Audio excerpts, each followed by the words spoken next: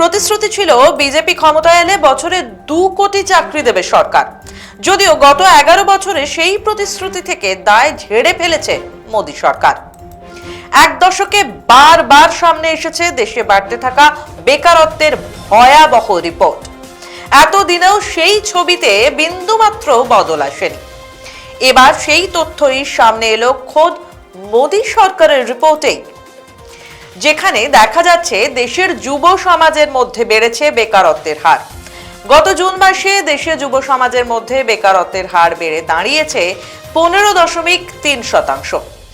15 থেকে 29 বছর বয়সীদের মধ্যে বেকারত্বের এই হার গত মে মাসে ছিল 15%। এই নিয়ে পরপর 2 মাস বেকারত্বের এই হার বাড়ল।